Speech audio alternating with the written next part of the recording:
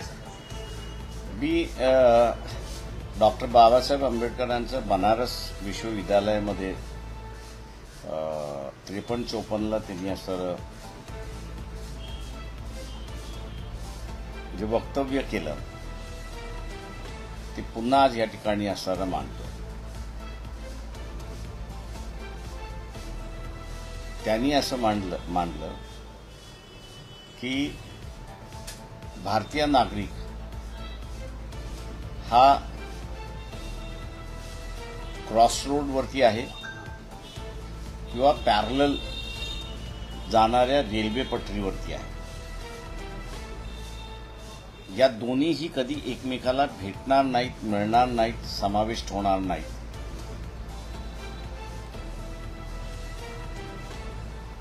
आणि म्हणून भारतीय जनतेने ताबडतोब निर्णय केला पाहिजे की त्यांना संविधानाचा मार्ग म्हणजे समतेचा मार्ग, बंधुत्वाचा मार्ग, स्वातंत्र्याचा मार्ग, अभिमानाचा मार्ग हा स्वीकारायचा आहे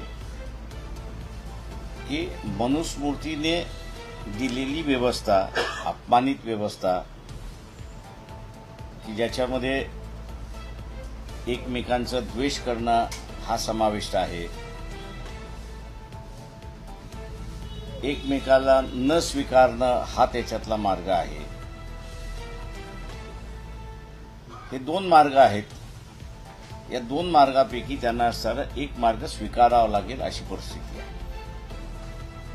आणि त्यांनी असं म्हटलं की हे दोन्ही मार्ग पॅरलल आहेत किंवा क्रॉसवरती आहेत. जेवढ्या लवकरात लवकर भारतीय जनता याच्यापैकी एक मार्ग स्वीकारेल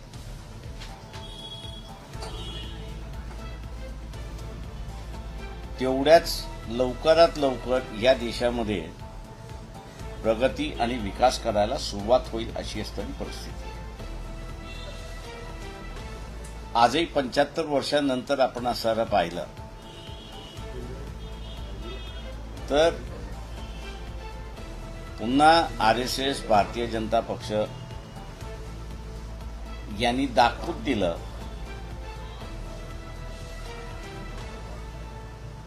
की जे त्यांनी 1950ला नागपूरला केलं,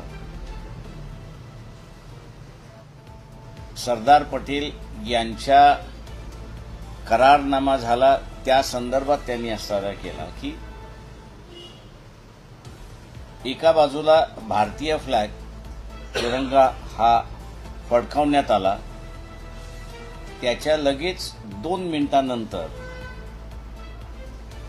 जो फ्लॅग काल अयोध्येला फडकवण्यात आला तसाच एक फ्लॅग 15 ऑगस्ट 1950ला फडकवण्यात आला अशी असणारी परिस्थिती आहे. त्याच्यामुळे आरएसएसनी भारतीय संविधान मान्य केले असं कुठेही दिसत नाही. 75 साल झाले तरीही असणारा या ठिकाणी हा प्रश्न निकाली निघाला नाही.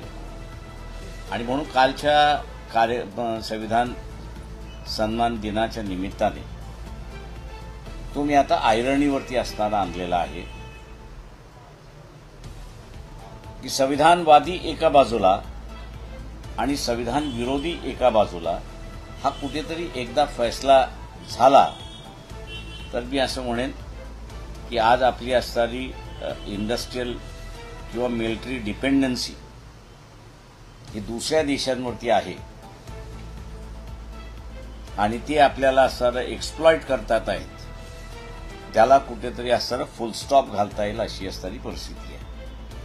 मी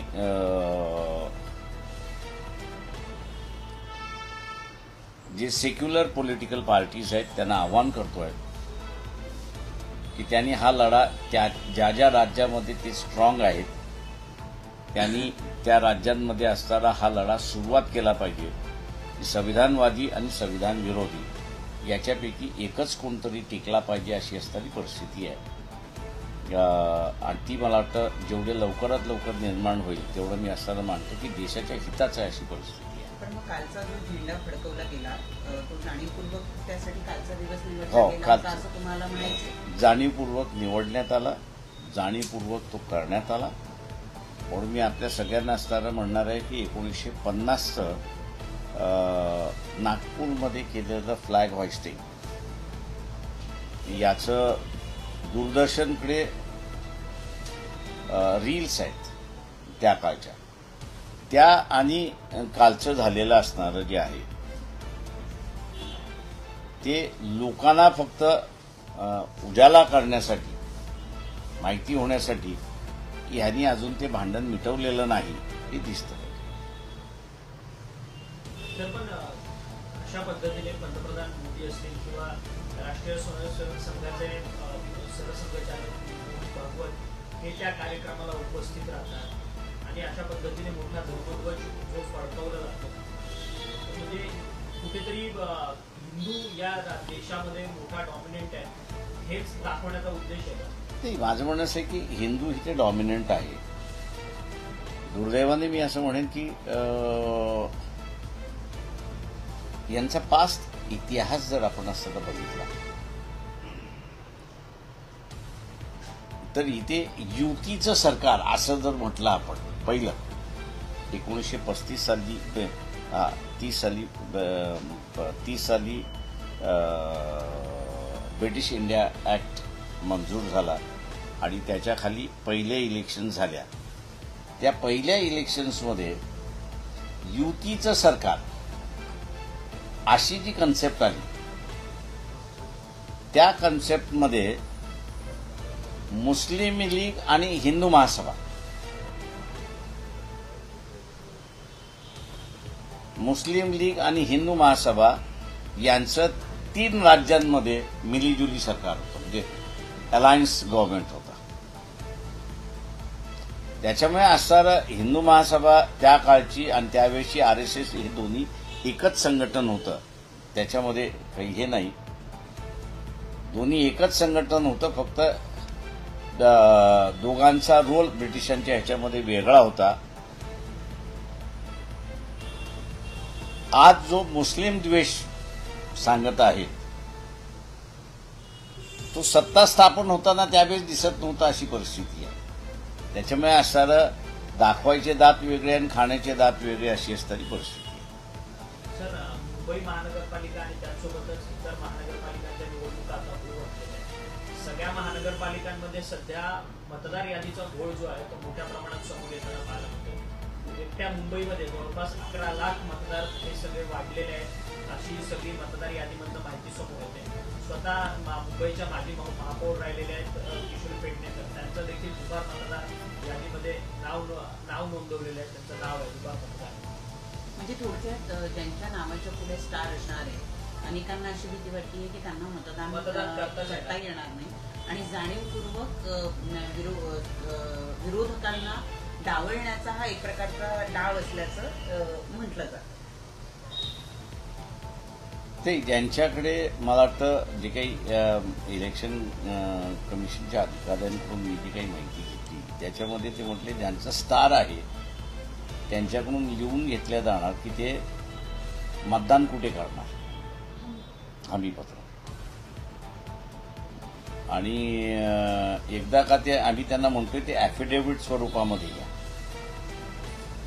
ते ॲफिडेव्हिट स्वरूपामध्ये घेतलं तर मग खोटं ॲफिडेव्हिट दाखल केलं म्हणून 2 वर्षाची सजा त्यांना होऊ शकते आणि कुठेतरी बंधन बसेल अशी असणारी गोष्टी. पण माझ्या दृष्टीने असणारं जे आहे ते की एक ॲप डेव्हलप झालेलं आहे की जे ॲप त्या मतदारसंघामध्ये डबल नावं शोधून ते इलेक्शन कमिशन पुढे ठेवू शकतात. तो ॲप इलेक्शन कमिशन वापरत का नाही. पुढच्या आठवड्यामध्ये कदाचित माझी असणारी एक नवीन प्रेस कॉन्फरन्स असेल आणि हा जो SIR असं जे चाललेलं आहे देशभर त्याचा नेमका उद्देश काय आहे आणि त्याच्यातून काय होणार आहे आकडेवारी सकट मी आपल्याला माहिती. परंतु हे वाढलेले मतदार जे आहेत ते वाढवून मुख्यमंत्री या सगळ्या निवडणुका मॅनेज करण्याचा प्रयत्नच होतोय असा थेट आरोप विरोधक करतात. नाही, माझं तो आरोप आहे. माझं म्हणणं असं आहे की इलेक्शन कमिशन बिहारमधला आजही टोटल मतदान किती झालं आणि काउंटेड मतदान किती झालं याचे आकडेच देत नाही. काही मी असं म्हणेन लाखात सुद्धा जरी फरक आला तरी मी म्हणणार आहे तिथे की गडबड झालेली नाही. याचं कारण की प्रत्येक मतदारसंघामध्ये 200 मतदार याचं डेमॉन्स्ट्रेशन. आता 200 मतदार मल्टिप्लाइड बाय 243 कॉन्स्टिट्युएन्सीज आपण असं धरलं तर ते बाद केलं पाहिजे. वेगळा काही जणांनी ते डेमॉन्स्ट्रेशनच्या ह्याच्यामधलं वापरलेल्या मशीन्समधलं क्लिअर बटन जे दाबलं पाहिजे कदाचित दाबलं नसेल. मी असं म्हणतो सगळ्यांनीच दाबलं नाही. तेव्हा इलेक्शन कमिशनच्याच माहितीप्रमाणे 200 into 243 कॉन्स्टिट्युएन्सीज हे मल्टिप्लाय केलं तर जेवढी मतदान तुम्ही बाद करा. उरलेल्या मतदान जास्ती कसं झालं याचं एक्सप्लेनेशन देणं गरजेचं आहे. किंवा तुम्ही आता असणारा लॉर्डशिप कुलकर्णी जे आहेत त्यांना असणारं तुम्ही विचारलं पाहिजे आणि तुम्हाला विचारायला काहीच हरकत नाहीये की तुम्ही महाराष्ट्राच्या इलेक्शनची पिटिशन फेटाळली त्याला ज्युरिडिक्शन नाही. पण इलेक्शन कमिशनने म्हटलं आमच्याकडे डेटा नाही, कुठलाच डेटा नाहीये. याच्यावरनं इलेक्शन कमिशन कसं हे म्हणू शकतो की फ्री अँड फेअर इलेक्शन झाल्या म्हणून.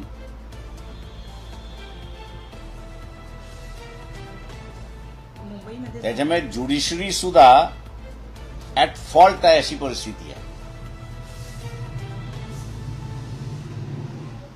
सर सध्या सगळ्या स्थानिक स्वराज्य संस्थांच्या निवडणुका होतात आहेत परंतु यामध्ये अनेक नेत्यांची वक्तव्य जी आहेत ती चर्चेला पाहायला मिळतात.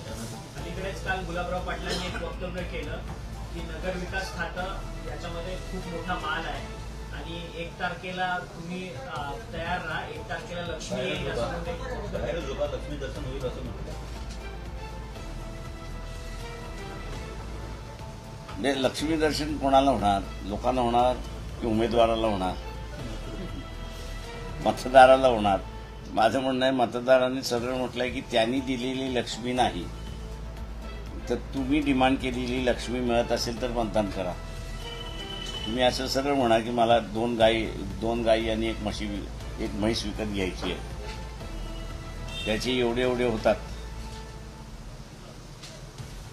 ऍटलिस्ट त्या निमित्ताने भेसळ दूध तरी शहरीवासियांना मिळणार नाही अशी अपेक्षा आपण धरू. मुंबईमध्ये काल अशी माहिती मिळाली ज्याच्यानुसार मुंबईमध्ये जी दुबार नावं आहेत त्यामध्ये काही व्यक्तींची नावं ही 103 वेळा आहेत. इतक्या मोठ्या प्रमाणावर जर नावं एकाच व्यक्तीचे मतदार म्हणून येत असतील आणि साधारणपणे आपण जर बघितलं तर एकूण व्यक्ती जे आहेत ते 43,000च्या जवळपास व्यक्ती आहेत ज्यांची नावं ही साधारणतः सगळी कॅल्क्युलेट केली तर 11 लाख नावं जी आहेत ती आपल्याला या ठिकाणी फेक दिसून येतात. काय तुम्ही याकडे बघता? म्हणजे आपली यंत्रणा अपडेट होत नाही का? कालानुरूपाने काहीच अपडेट झालेलं नाही. माझं म्हणणं असं आहे की इथे पॉलिटिकल पार्टीजचं फेल्युअर आहे असं मी त्या ठिकाणी मानतो. 1950चा जो कायदा आहे, यादी तयार करण्याचा तो कायदा आहे, त्या कायद्यामध्ये असं म्हटलंय की खोटारडेपणा तो यादीमध्ये समावेश केला असेल तर त्या अधिकाऱ्यावरती तुम्ही कारवाई करू शकता.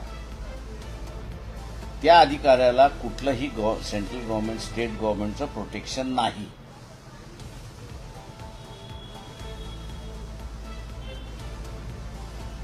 जे राज ठाकरेचं MNS असेल किंवा उद्धव ठाकरेंची शिवसेना असेल की ज्यांनी लिस्ट तयार केलेली आहे, मी त्यांना असं विचारतोय की ज्या बूथमध्ये ज्या प्रभागामध्ये आपल्याला असणारं हे सगळं सापडलेलं आहे, त्याच्यामुळे ती यादी कोणी जोडली या अधिकाऱ्याचं नाव तुम्हाला मिळतं. त्या अधिकाऱ्याच्या विरोधात तुम्ही महाराष्ट्राचं जे कमिशन आहे किंवा इलेक्शन कमिशन आहे, दोघाही आहेत, त्यांच्याकडे तुम्ही कंप्लेंट का करत नाही? नुसतं चोरी झाली, चोरी झाली, चोरी झाली, चोरी झाली, हे बोंबलणं कशासाठी?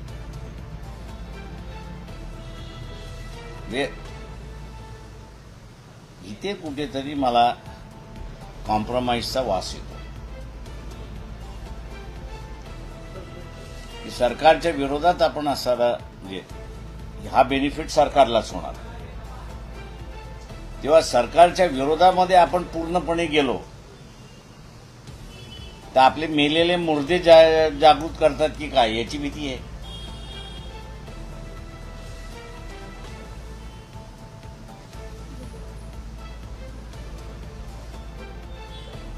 त्याच्यामुळे अर्धवट लढा हा जो आहे हा धोक्याचा आहे. असं मी त्या ठिकाणी तो पूर्णत्वाला घेऊन गेला पाहिजे. त्याच्यामुळे मनसे असेल, उद्धव ठाकरे असतील, त्यांच्याकडे जो डेटा आहे आणि ज्या प्रभागामधलं त्यांना सर मिळाले आणि त्या प्रभागामधनं ज्या बूथवरती त्यांना मिळालेला आहे त्या बूथचा अधिकारी हा आयडेंटिफाय होऊ शकतो. तर त्याच्या विरोधात तुम्ही असं का ऍक्शन मागत नाही आहात? त्यांची नावं मागा, ऍक्शन घ्यायला सांगा. आणि ही ऍक्शन महाराष्ट्राचे इलेक्शन कमिशन घेऊ शकतात आणि चीफ इलेक्शन कमिशन घेऊ शकतात सेंट्रलचे. त्यांना सरकारची परमिशनची गरज नाही. सर, तुम्ही विधानसभा निवडणूक आणि लोकसभा निवडणूक ही गॅस सिलेंडर या चिन्हावरती तुमचा पक्ष निवडणूक लढलेला होता. तुम्ही हायकोर्टात पिटिशन सुद्धा दाखल केलेली होती की आम्हाला या स्थानिक स्वराज्य संस्थांच्या निवडणुकीमध्ये हेच चिन्ह जे आहे ते कायम ठेवण्यात यावं. त्या संदर्भात काय नक्की ते आमची याचिका अजून असं पेंडिंग ठेवलेली आहे. दुर्दैवाने मी असं म्हणेन की जी व्यवस्था सेंट्रल गव्हर्नमेंटच्या कायद्यांमध्ये आहे ती व्यवस्था राज्याने जे 2025ला सिम्बॉल्सच्या संदर्भातला नियमावली केली त्याच्यामध्ये त्यांनी कुठेच काही ठेवलेलं नाही. एक त्यांनी सगळ्यात मोठा जो आहे लॅक्युना मी असं म्हणेन की पूर्वी स्थानिक आघाड्या व्हायच्या आणि त्या स्थानिक आघाड्यांना मान्यता मिळायची आणि त्यांना सिम्बॉलही मिळायचा. आता आणि तो स्थानिक रजिस्टर करण्याचा अधिकार हा कमिशनरकडे असायचा. आता तो त्यांनी काढून घेतला आणि तो स्वतःकडे घेतलेला आहे.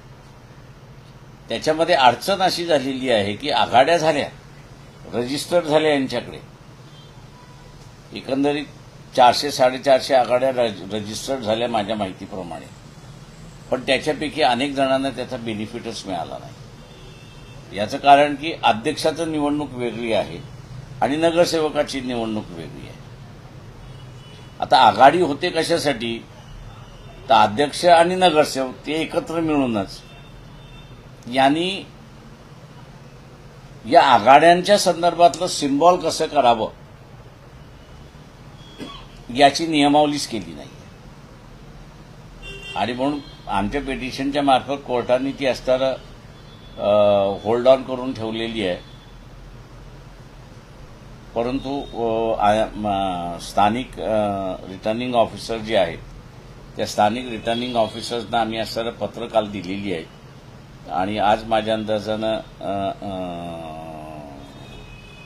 गॅस सिलेंडरचा हा जो सिम्बॉल आहे तो पक्षाच्या उमेदवारांना मिळेल अशी आमची अपेक्षा आहे. सुजात आंबेडकर स्थानिक स्वराज्य संस्थांमध्ये मोठ्या प्रमाणात प्रचाराला उतरले, बरेच जिल्हे फिरून आले, त्याचा प्रतिसाद मिळतोय काही तुमच्या? ते प्रतिसाद चांगला आहे. हे इथे असणारं मशीनने धोका दिला नाही तर कदाचित चांगल्या रीतीने असताना आमचे उमेदवार निवडून येतील अशी परिस्थिती आहे. पण मशीन धोका देईल असं वाटतं याची मला पूर्ण खात्री आहे. सर, स्थानिक स्वराज्य संस्थांच्या निवडणुकीच्या निमित्ताने तुमचं आणि काँग्रेसचं कुठं कुठं पॅचअप झालंय? कारण की ज्या ते आम्ही असताना आमचं कुठंच नाही, खाली स्तरावरती जे आम्ही अधिकार दिलेत, कारण का आता उदाहरण द्यायचं झालं तर काही जिल्ह्यांमध्ये एका बाजूला काँग्रेसचं झालेलं आहे, दुसऱ्या बाजूला राष्ट्रवादी, दोन्ही एका जिल्ह्यामध्ये एका तालुक्यामध्ये एका राष्ट्रवादीशी, दुसऱ्या तालुक्यामध्ये दुसऱ्या राष्ट्रवादीशी, काही ठिकाणी असणारं उद्धव सेनेशी सुद्धा झालेलं आहे आणि काही ठिकाणी असणारं एकनाथ शिंदेच्या याच्याशी सुद्धा झालेलं आहे. पण अनेक ठिकाणी असं होताना दिसतंय की तुमची नवरीच पळवून नेली जाते आणि ते तर सगळ्याच पार्टीची सोय झालेली आहे. आता मी तालुका आणि जिल्हा नाही सांगत, 2 पॉलिटिकल पार्टीशी असणारं हे आमचं पॅनल आहे आणि हे 5 जागा आम्ही तुम्हाला देतो, नगराध्यक्ष आम्हाला पाहिजे. म्हटलं ठीक आहे, चला, एग्रीएबल झालं सगळं. ज्यांच्याबरोबर आम्ही बसलो त्यांची नवरी काय करवली सुद्धा पळत. शेवटी ते 7 उमेदवारांपैकी आमच्या इथे 3च उमेदवार राहिले. त्याचे पळवापळवी फार झाली आणि उमेदवार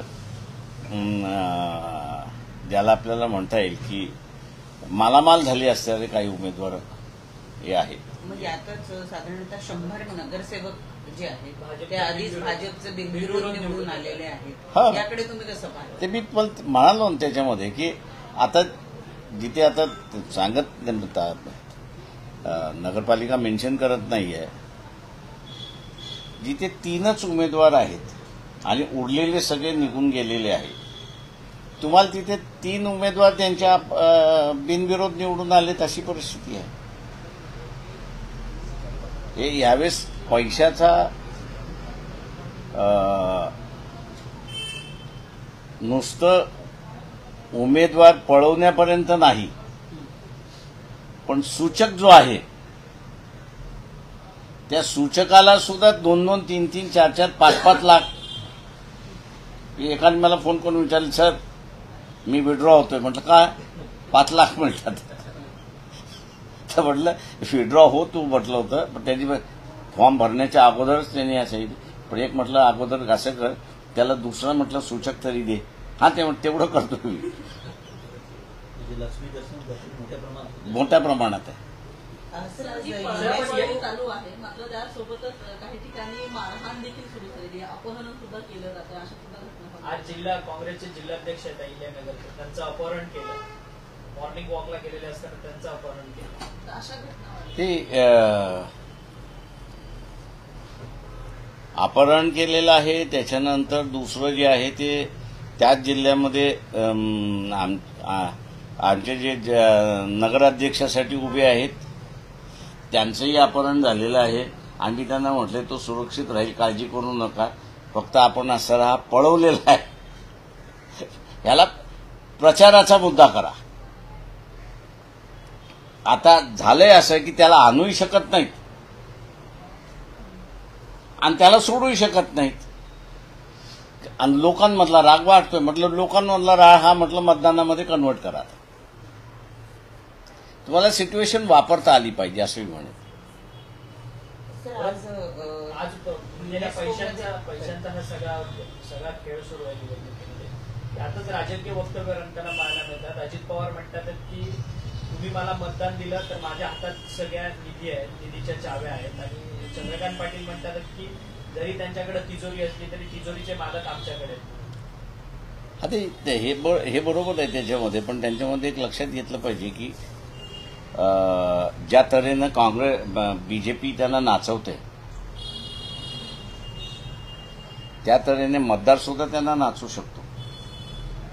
त्याच्यामुळे अजित पवारांनी हा थोडासा पाळला पाहिजे की बीजेपी नुसती नाही नाचवू शकत त्यांना, मतदार हा सुद्धा नाचवू शकतो. आणि तो नाचवायला लागला तर बेलगाम घोडा येतो. बीजेपीने नाचवलेला असतं तर ते लगामाचा घोडा आहे, त्याच्यामुळे ते लगाम पकडू सुद्धा शकतं. सर, आज युनेस्कोमध्ये डॉक्टर बाबासाहेब आंबेडकरांचा पुतळा लागतो आहे. त्याची इच्छा सर्वच भारतीयांची होती आणि आज तो सोहळा दुपारी 2 वाजताच्या सुमारास पार पडला. Over a period of time असं मी म्हणेन. आणि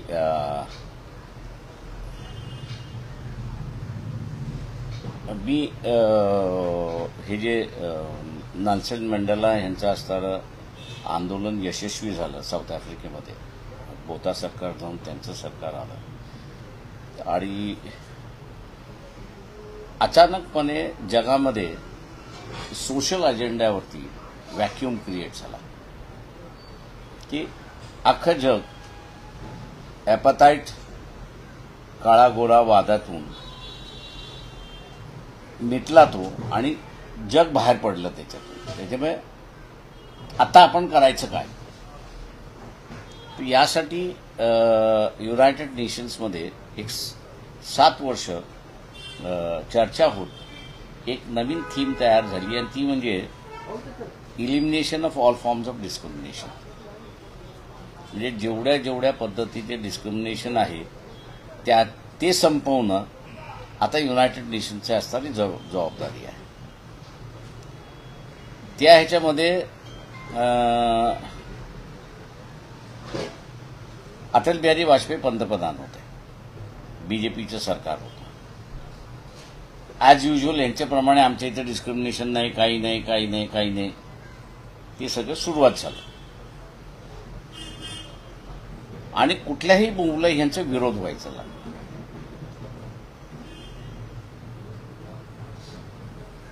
तेव्हा 167 नेशन्सपैकी जे मेंबर्स आहेत त्याच्यापैकी 111 देशाने आमच्याकडे काही प्रमाणात डिस्क्रिमिनेशन आहे असं मान्य केलं. पण ते रिझॉल्व्ह कसं करावं हे आम्हाला कळत नव्हतं.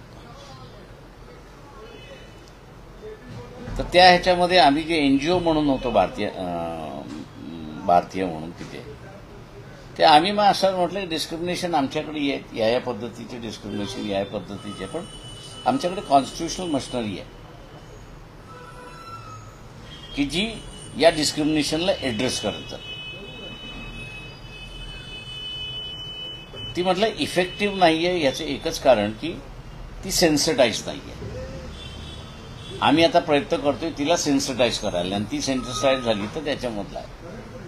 5 वर्ष तिथे असताना चर्चा चालली त्या सगळ्या ह्याच्यावरती आणि त्या चर्चा झाल्यानंतर मग त्यांच्या लक्षात आलं की ही सोशल लिडरशिप जी आहे ती भारतीयांनी घ्यावी जगभराची.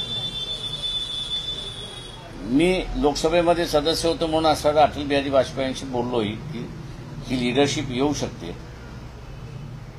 आज म्हटलं होतं युनायटेड नेशनच्या त्या सगळ्या फोरममध्ये 135 देश म्हटलं माझ्याबरोबर आहेत. एक एनजीओ म्हणून आम्ही 135 देश आमच्याबरोबर घेतलेले आहेत आणि त्यांचा एवढा विरोध आहे की तुम्हाला ते हाणून पाडतील त्या सगळ्या ह्याच्यामध्ये. पण जे काही फीडबॅक यांना जे होतं ते ॲडमिनिस्ट्रेटिव्ह फीडबॅक होतं, दुसरं काहीच फीडबॅक नव्हतं. आणि ॲडमिनिस्ट्रेशन नेहमी त्याला सांगितले आम्ही मारून घेऊ, अमुक करून घेऊ, सगळं करून घेऊ, तुम्ही काही चिंता करण्याची गरज नाही. पण ज्या दिवशी वोटिंगला आलं त्या दिवशी सुशील कुमार शिंदे होते तिथे, खास दूत बीजेपीचे. आणि मला म्हटलं का प्रकाशराव तुम्ही करणार काय? म्हटलं 137 बोटनी म्हटलं कॅरी होईल आणि तुमचं नाक कापलं जाणार आहे. मग तिथलं असं सगळे हे आले की म्हटलं तुम्ही हे मान्य करणार असाल तर म्हटलं मी बैठक घेऊन काही स्टँड बदलायचं असेल ते. आणि मग असं ठरलं की elimination of all forms of डिस्क्रिमिनेशनला भारत सरकारचा पाठिंबा असेल, पण तो डर्बनमध्ये नाही,